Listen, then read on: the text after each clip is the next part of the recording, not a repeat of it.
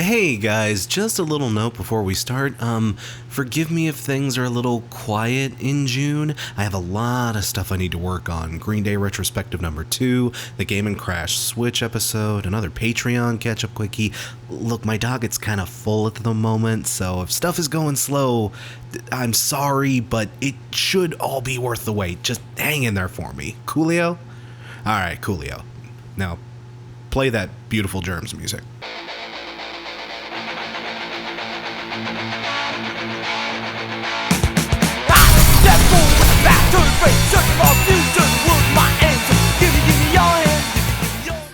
Okay, now here's an album I got a ton of requests for, but I've heard some positive buzz around this band, and I've been told by others that this is something I would really get a kick out of. When I heard they were from Ontario, my ears immediately perked up because, as I've mentioned in previous videos, there is something in the water in Ontario that breeds some of the best goddamn rock bands in fucking existence.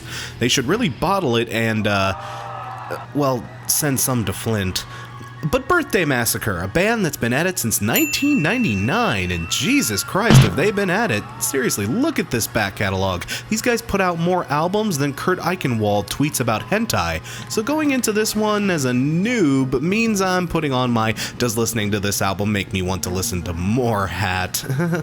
But after a few spins of Under Your Spell, I can say that I did want to go back for more.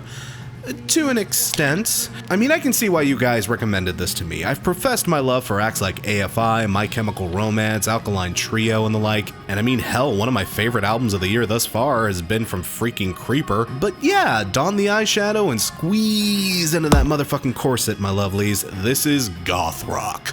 Or rather, goth new wave revival? See, this band is all about the synth work. Make no mistake, this is still rock. Tracks like Counterpain, Games, and Hex bring out the heavy, crunchy guitars and bass, but from top to bottom, this album is coated in glistening, bright, and surprisingly colorful synth work. Again, it's another group that's trying to re-evoke that spirit of the 80s in their music, taking that naturally cold and calculated sound that most synthesizers produce and trying to spin it into something more vibrant and bombast by cranking everything up to 11, except obviously they were doing it way before the cool kids were, so points there, I guess. Overall, I did enjoy this album, but I found it feeling a little samey. Like, they do love to play their synths, but they have about a handful of effects they use on every song, and I get a feeling that any roadies who accidentally change the synth settings before the shows get ritualistically drowned in a vat of black eyeliner. And lead singer Chibi... Wait, their lead singer is named Chibi? Really? I mean, that's not very goth, but... Aww. She's kinda got an Amy Lee thing going on. Her voice is very pretty and eloquent, and she's got a very sharp soprano register that fits pretty well into the type of music they're making, but... oh, that's kind of it. She doesn't really have any moments where she belts things out or brings things down. She's always turned on to pretty mode, and there's not much variation in her style. While it's certainly proficient, it's also kind of uninteresting. I mean, she's singing like she's trying to impress some American Idol judges, and I mean, come on, this is rock, goth rock no less. Come on, girl, get ugly. I mean, you guys got the darkness in your souls, well, show me what it looks like. I don't know, that may just be me, but I was aching for some vocal variety here. This album, overall, felt a bit formulaic, if I can be perfectly honest, in the sense that it felt like the band was kind of going through their usual motions here, and given that I was getting that feeling as a noob, it was odd. It tempted me to actually go back and listen to some of their back catalog immediately after my first listen. I spun the top 5 songs their Spotify had to offer, which, as of this recording, accounted for tracks from 2007, 2010, 1999, technically, and 2014. And after hearing those songs, if you held a knife to my throat and asked me to signify the differences between them, you'd have to coat the floor in crimson, because it all sounds pretty much the same to me. which ironically enough is a phrase that would make a good Birthday Massacre lyric, this band has a very specific formula, a very specific way they like to do things, and this album, even though I'm an outsider to these guys, it really felt like they were playing this one by the book. And for some of you that aren't into this style, you're really probably not gonna dig it. But despite its comfortable nature, I still dug the experience overall, and I think fans of the band will be pretty psyched for this one too. I mean, speaking as someone who's a huge Him fan, I have no fucking right to criticize a goth band for sounding samey. The thing is, this album doesn't feel like it's the best introductory experience to this group. Chances are I just haven't heard the band at their peak yet, but from what I have heard, if you love keyboards, if you love Hot Topic goth, and especially if you love both, yeah, pick this one up for sure. It's not too shabby. It's no creeper, not by a bloody long shot, but hey, it's good for what it is. Under Your Spell gets 3.5 Vilivolos out of 5. Oh, fuck, I already miss him. Oh, man, Rancid, hey! Yeah, most of you know I tend to lean hard into the punkier side of the rock music spectrum, and I've talked about this band in the past before, so yeah, you should know by now I'm always down for a new Rancid album, even if, well, like I said in my last review, they've kind of been in a holding pattern for the last few years.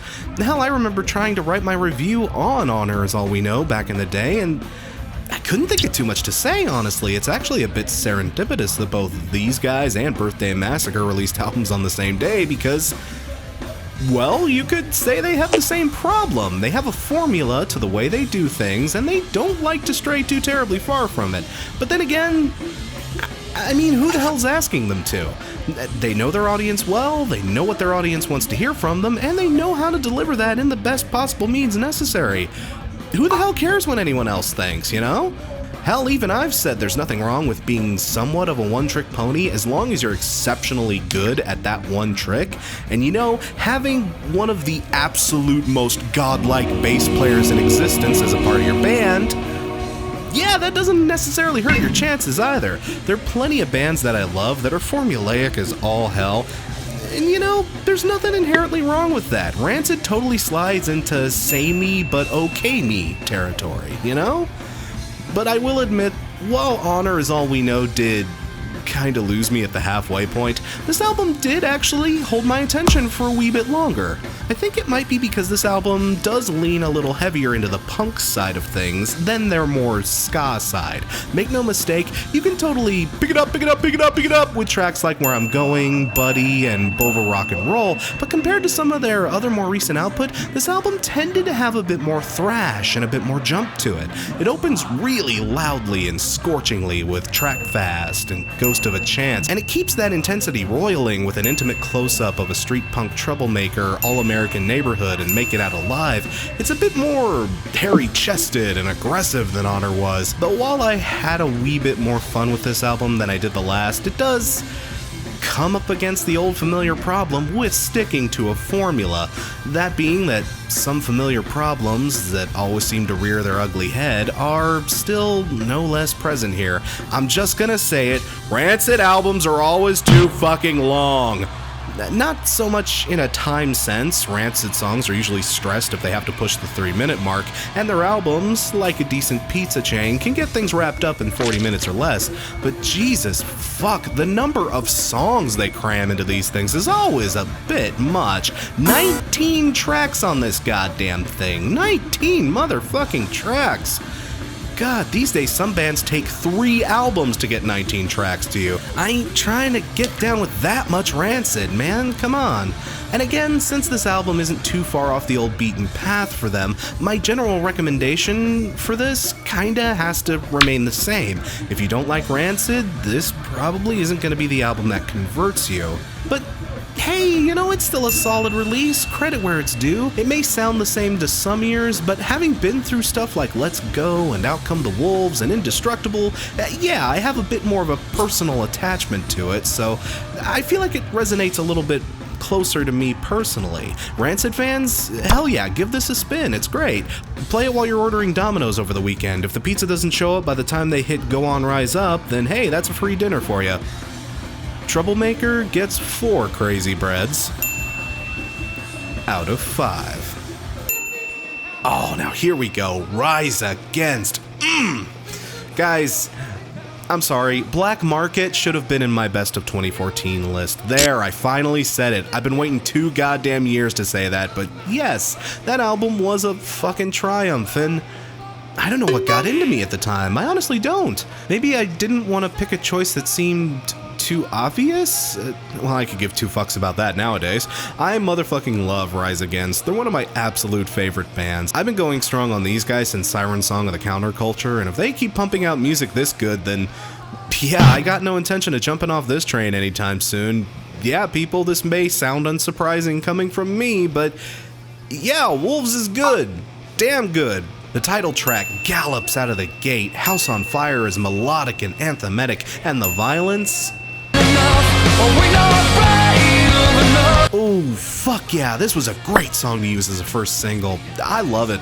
I love the more personal and inspirational vibe of Far From Perfect. I mean, that refrain of we are far from perfect, but perfect as we are. Oh god, does that make me feel better when I'm down. We are goddamn works of art, people, don't you ever forget it. And the anthem for personal motivation, that is Miracle, just goes to show the absolute panache with lyrics these guys have. I fucking love this band. This is another album that just warms the cockles of my heart, but in saying this, I do have to lay down one teensy, weensy, tiny, small, minuscule, microscopic little caveat here. It's not as good as Black Market. Okay, just follow me here. I know some people had some issues with that album. It wasn't quite as tightly focused as previous work. There were some songs that were a little bit more experimental and didn't hit the mark with some, but you know, I wasn't feeling any of that. I still love the Black Market. I still get a good amount of spin time with that record. And while this album is really goddamn good, like, don't fret people, this is getting a really high rating from me, it lacks a bit of that experimentation from the Black Market that I previously rather enjoyed. Again, people in general weren't as warm to it, so I completely understand why there's the small course correction here, but to me at least, the album as a whole is just a teensy bit less interesting because of it. Most of the songs stay within a certain tempo and structure and whatnot, and we don't get like sudden slow moments like People Live Here or firecrackers like Eco Terrorist. Most stuff is about mid-tempo and it doesn't deviate from the formula too much. God, isn't that a weird theme for this episode, but well, there we are. And also, I'm not quite sure what it is exactly, but the production on this thing is just kind of underwhelming. Not to any degree that the music itself can't conquer, but man, at moments, I couldn't help but feel like some punch was missing here and there. I wasn't the only one who noticed it this time around, okay? I looked up the producer for this thing, and it turns out he was the same guy who worked on Rush's last 2 albums. And yeah, I kind of see that. I'm having some of the same problems I had with those. And I can't quite put my finger on exactly what it is. God, being a critic, I hate when I can't do that. But there is a bit of oomph that isn't so much missing completely as it feels like it could have been and should have been implemented more effectively. It just lacks that kick in the nuts that most Rise Against albums have, in places at least. Again, I don't know, it feels nitpicky to even mention it though. This is still an outstanding record. It's a great addition to the ever-expanding library of excellent Rise Against music we keep getting, and yeah, it's definitely one to give some support to. Tim McIlrath said that this album isn't about creating a safe space, it's about creating a space that's dangerous for injustice, and hey, in times like these, yeah, I'm all for that. Unleash the motherfucking hounds. Wolves gets 4.5 puppies out of 5.